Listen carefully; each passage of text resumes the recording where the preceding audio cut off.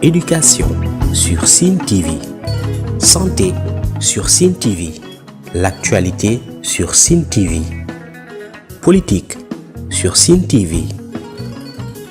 Sport sur Sen TV. Religion sur Sen TV. Culture sur Sen TV. Sen ay xibaar ci Sen TV. Moi, je m'appelle Mambiram Sen. Je coordonne le secrétariat de la DITAEL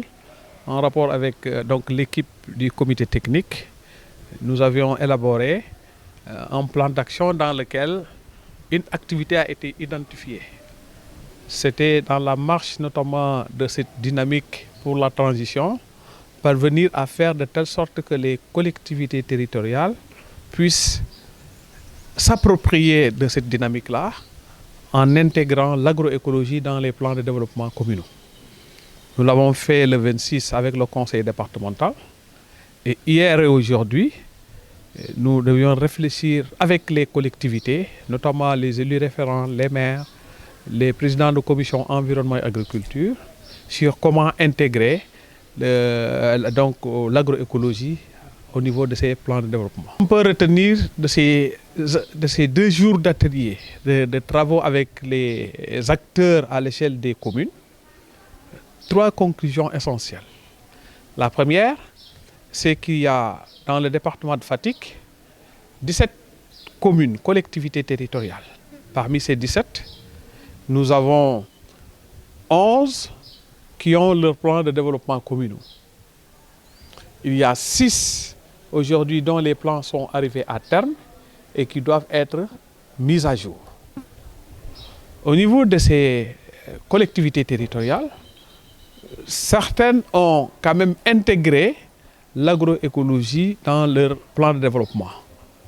Pour d'autres, c'est des bribes ou des informations liées à cela, mais d'une manière beaucoup plus précise et pointue, nous avons constaté quand même que les maires, les membres qui étaient là se sont engagés à élaborer, pour ceux qui n'en avaient plus, à élaborer des plans de développement communaux dans lesquels l'agroécologie va occuper une place prépondérante. D'autres qui ont déjà leur PDC donc mis à jour se sont engagés aussi à travers les plans d'action et des activités qui vont être menées dans les différentes communes à prendre en compte les recommandations issues de cet atelier pour la promotion de cette agroécologie. Ça, c'est un deuxième élément d'information et l'engagement de tous les acteurs à faire de telle sorte qu'on puisse atteindre notre objectif en s'appropriant notamment la vision de la DITAEL, mais en faisant de telle sorte que les populations à la base puissent être davantage sensibilisées pour porter le défi, pour porter le combat pour véritablement cette sécurité alimentaire, mais sur la base de l'agroécologie dans sa globalité. Voilà ce qui a été retenu, ce qui ressort notamment de nos 2 jours d'atelier, avec un engagement ferme de tous les acteurs, des échanges très fructueux et qui ont permis aussi d'identifier des problématiques. Les jours à venir, d'autres activités vont être déroulées, notamment ces problématiques de la salinisation de nos terres et de l'eau, qui constitue pour nous aujourd'hui un des freins au développement de notre département. Et cela fera l'objet d'une étude approfondie, d'une réflexion très intense entre acteurs les jours à venir pour pouvoir arriver avec bien sûr l'aide de nos partenaires financiers et techniques, les chercheurs et tous les acteurs pour parvenir à des solutions probantes pour la résolution de ce problème-là. Et dañ fi daje woon ci atelier ñaari fan ginnaaw bi ñu gisanteek waa conseil départemental barki démb atelier boo xamante ne li ko sababoon mooy dañu amoon suñu plan d'action bi ñu élaboré ci début d'année si foofu nag ñu gis ne pour ñu wax agroécologie mën a doon loo xam ne dafay fës bu baax ci département bi dafay baax nag lu ñuy wooyee collectivité territoriale mooy communes yi ñu mën a xam d'abord lan mooy agroécologie mais ñu jël ko dugal ko ci kayit bi nga xamante ne moo leen di nattal fii ak 5 ans lépp li nga xamante ne dañ ko war a def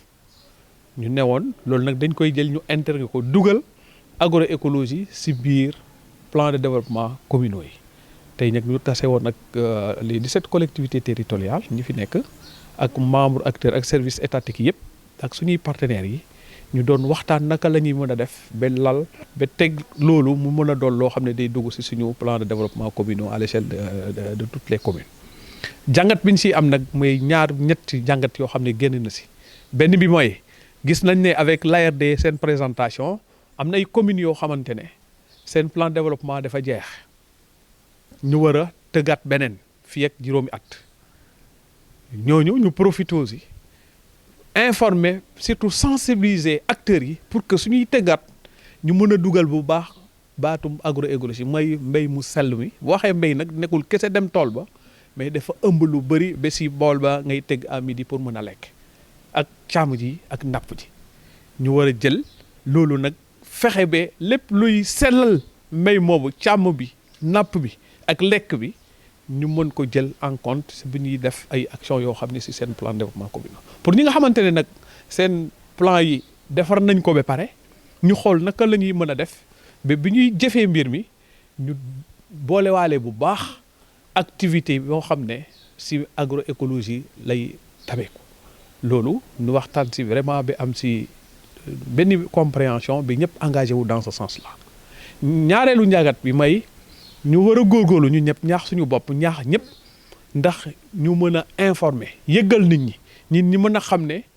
mbéy mu sell wi agroécologie globalement dafay doon benn solution par rapport ak difficultés yi nga xam ne ñu ngi koy dund ñu xool si lu bëri loo xam ne gis nañ ko te ñëpp engagé wu ne loolu war nañ ko porter ba ñëpp gën a dugal si seen loxo si mbir moomu puisque nag mbéy mu sell